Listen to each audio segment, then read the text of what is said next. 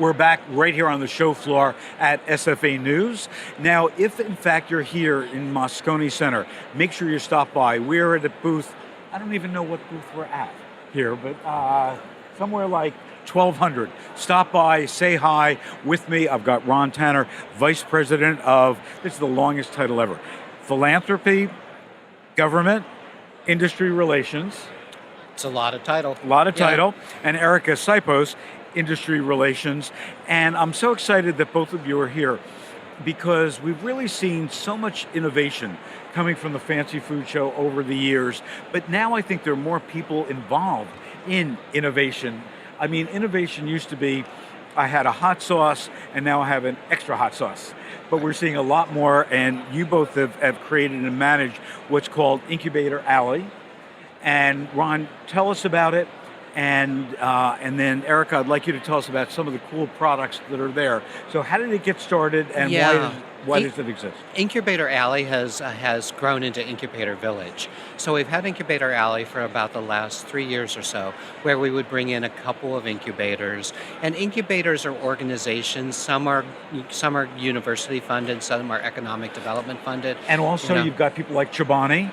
Right, with Chobani with their incubator. Yep. Yeah, so we've been bringing those groups in because we want to help companies get started in business, and we want to work with the incubators who help the companies get started in business.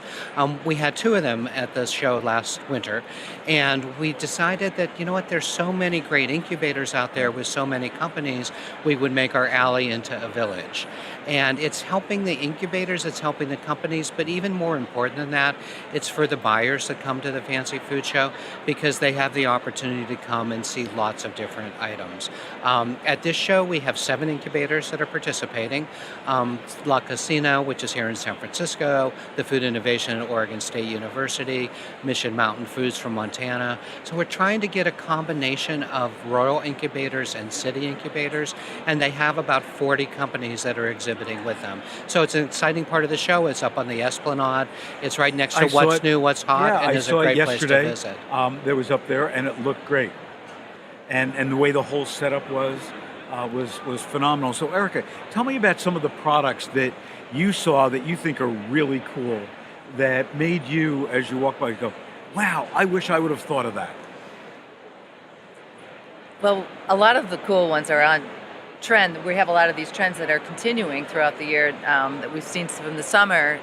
One of them is a plant-based ice cream sandwich that looked beautiful. It's big, fat ice cream and these beautiful cookies. So what did they use as the ingredient? So I'm assuming they're using a plant-based ingredient instead of dairy. Yeah, so they're using a coconut milk base instead of using dairy. So the richness from the coconut milk is it's fabulous. Really there.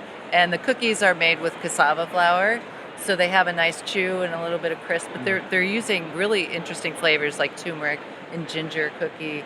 So different things than you'd see in a typical ice cream sandwich. They're popping out a little bit more. Give me another one. Another one is, I've never seen anything like this. I love fermented things. Mm-hmm. This is a pickle, a sea kelp pickle that out of Juneau, Alaska.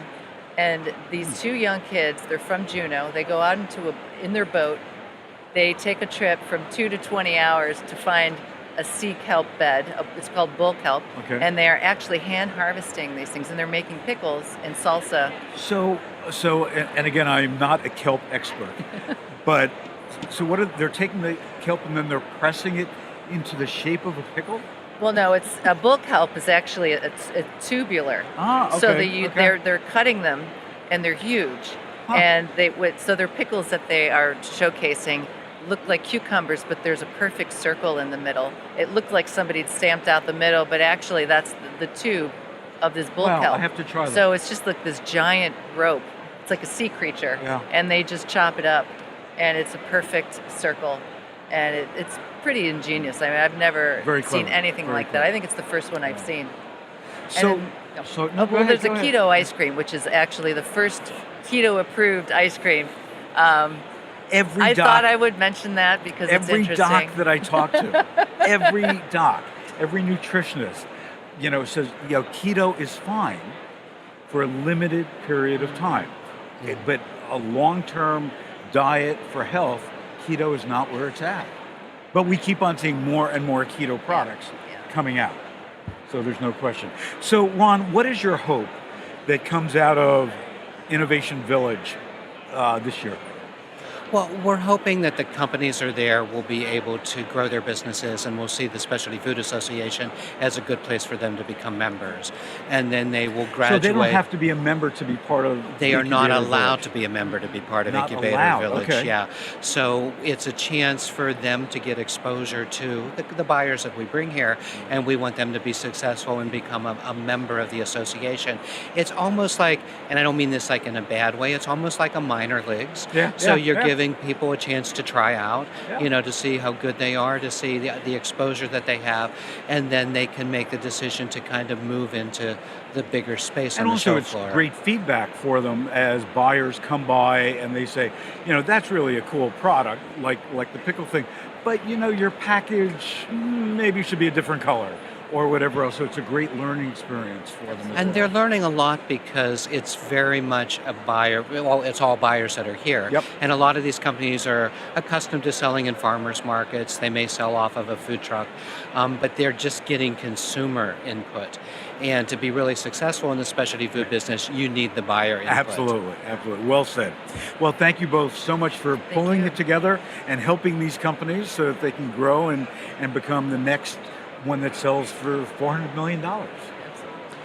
We're going to take a quick break. When we come back, more at SFA News right here on the show floor at the Fancy Food Show in Moscone Center, San Francisco.